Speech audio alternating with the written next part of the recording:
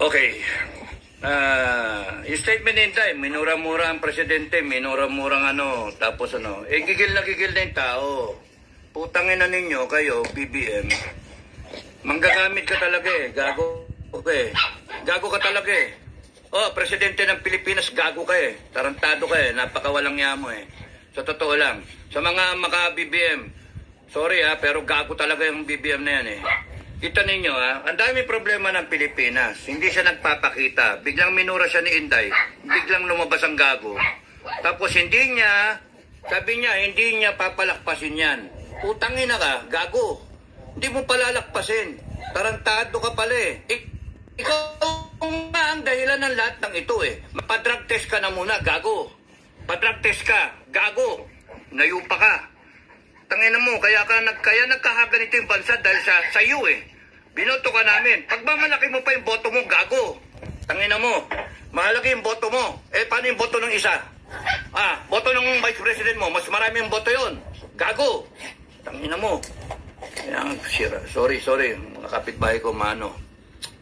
Kainit ang ulo, kaya yung mag-vlog Umiinit ang ulo ko Relax lang. Magsasalita ka, hindi mo palalakpasin. Tarantado ka, pinalakpas mo yung baha. Ang daming namatay. Pinalakpas mo yung kongreso mong magnanakaw. Pinalakpas mo yung komunista dyan sa kongreso. Convicted na, nagko-contempt ng mga inosenteng tao. Putangin na ka. Gago, sorry. Gigil ako Bahin mo na ng todo. Hayop ka. Ngayon ka lilitaw, tatapang-tapangan ka. Gago. Tangina mo. Ipapakita mo pa, presidential ka. Mali ka ng sinabi. Mali. Ang dapat sinabi mo, kung may threat sa'yo, Inday, huwag ka mag-alala. Babantayan ka namin. I am ordering the armed forces. As your commander-in-chief ng PNP, I'm ordering you to make sure that nothing happens to the Vice President. Tapos, ikaw babanata mo, kakasuhan mo, gago. Tanga. Presidenteng ewan, tanga ka talaga. Tungang. Tarantado. What you are creating is divisiveness in the country. Gago. You are placing the country in the verge of civil war. Gago. Yes, tama. Ina mo. Tanga. Putang ina nyo. Hayop kayo. Kayong mga nasa kongreso, isa pa kayo. Gago kayo. Okay. Pasamahin kayo lahat sa akin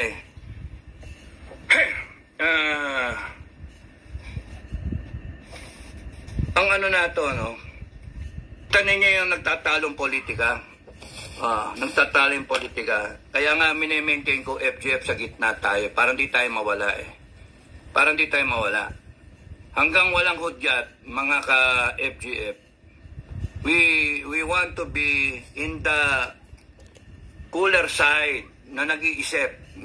Mga Pilipino na nag-iisip.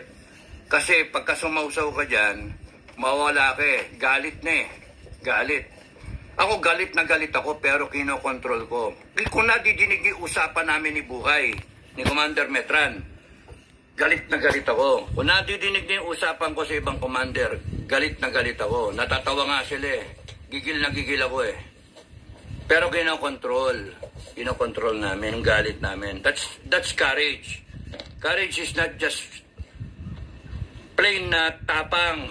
That's stupidity. Plain tapang, that's stupidity. The courage is the ability to control yourself, control your fear, control everything, and perform the mission. That's courage. Yung you do the right things, yung properly, hindi yung ganyan na, yan na. Putang inang yan, magkalsada na tayo. Ay, nang yan, gago. Magkakalsada ka, bakit galit ba kayo sa EDSA? Galit kayo sa EDSA? Galit kayo kay Mama Mary? Doon kayo doon nyo dinidirect yung tao. EDSA. Ba't hindi sa Kongreso? Doon kayo galit Yun nga tanong ko bakit hindi sa Kongreso? No. Ba't hindi sa Kongreso? Nandun yung Tapos doon, veterans, punta kayo, support kayo kay Inday, doon kayo magsalita-salita. Ang puta. Sige, veteran. Because you are thinking na ang focal point mo is yung personalities Why not make the focal point yung issue at hand? Yung issue. Nakakalimutan yung issue, bangag yung presidente. Bangag, tapos nakawan. Yun yung issue. O, nagsalita ang Duterte, sabi ni Digong, na kakusapin niya AFP. No, kakusapin niya AFP. Tapos nun inaano niya, binabalik niya doon sa mga pera-pera. Because kung lahat kayo nakikinig sa akin, doon kayo pumunta kay Marcos. Ibig sabihin ni Duterte, you demand the explanation. You demand. Tangin lang yan. Itong Marcos na to, gagamitin mo ngayon yung konstitusyon. Ha? Gagamitin yung konstitusyon laban doon sa kay Sara. Si Inday Sara nga, she's implementing the constitution. She's abiding by the constitution. Kaya kayo nandyan pa. Kasi hindi siya nagtatawag ng revolusyon. Hindi siya nagtatawag ng taong bayan. Tanging mga hayop kayo. Sinabi ko again, Marcos and everyone na connected with Marcos, kaya kayo nandyan, kasi ang mga Duterte, whether they are hesitant or not, ay hindi pa tumatawag ng talagang totoong tao, people power. Wala. Minadinig ba kayo? Lumabas na kayo sa kalsada at tapusin na natin to? Minadinig ba kayo? Ang nagtatawag lang, mga vlogger. No? Mga supporter ng vlogger. Mga nananawagan. Supporter na tayo, labas na tayo. Hindi nyo nga.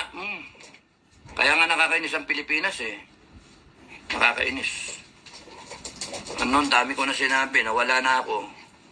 So, una kay Inday, yung statement ni Inday, ano masama doon magalit yung tao? Gago kayo Nagalit yung tao. Ano ngayon? Tinatarantado niya yung tao niya. She's just being a leader. Between Marcos and Inday, mas leader tong Inday kaysa sa iyo, Marcos. Ikaw, Marcos, sinabi na sa iyo, BBM, sinabi sa iyo, ang dapat dyan, pinatigil mo yung Congress sa contempt. Anong ginawa nyo? Dinagdagan nyo pa ng araw. Tanga kayo. Bopol. Tapos noon, sasabihin mo pa, hindi palalagpasin. Meron pa kayong pinachichismis, tinatakot nyo taong bayan. Huhulihin na si Inday. Hulihin siya, isasapin na sa NBI. Pinapaimbisigan. Sige, kulong nyo. Pinakamaganda dyan, kulong nyo. Kulong nyo si Inday. Tanginan ninyo, hindi nyo kami matatakot. Kami mismo, sa FGF, hindi nyo kami matatakot. Mga gago kayo. Naghihintay lang yung grupo ko Naghihintay lang. Tanginan ninyo. Gago kayo. Tapos sa AFP, nabi ko na ba yun kay Marcos? Dapat ang sinabi mo, Marcos, huwag nyong gagalawin si Inday. Correct. Si Inday. Hindi mo ginaya si Duterte. No? You still respect tong tanga na to, kahit tanga, you still respect her because she is the vice president. She was elected by the people. Sabi ni Duterte yun kay Lenny. Ikaw, Kaya nga. Babanata mo na Si Lenny nga, nirespeto ni Tatay Diggs. Kung kaya nilang itrete ng isang presidente, how much more ang malit na Pilipino? Gago! Kung kaya nilang nakawan ng ninanakawan nila yung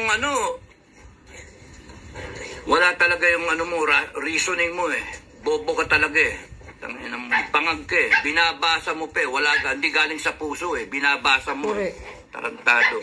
Saka nakakita. Alam mo, binaboy mo yung Office of the President Hindi ganyan ang tingin ko sa Office of the President. Taragis ka, hayop ka.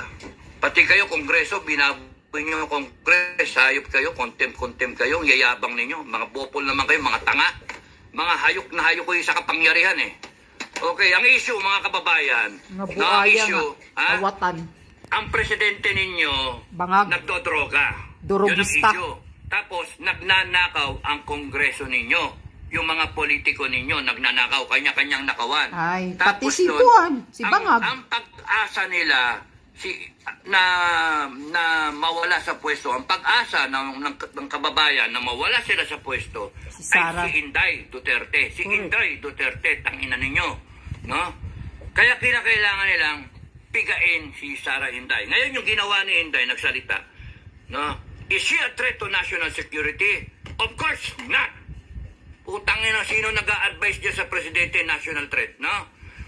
Ang threat to national security is a president na nagdodroga. That is a threat to national security. Yes. Corruption is a threat to national security. Corruption, a threat to national security. Kasi pagka nagnanakaw ka, hindi umaabot sa mga kababayan natin ang Bankrupt ang dapat na Pilipinas.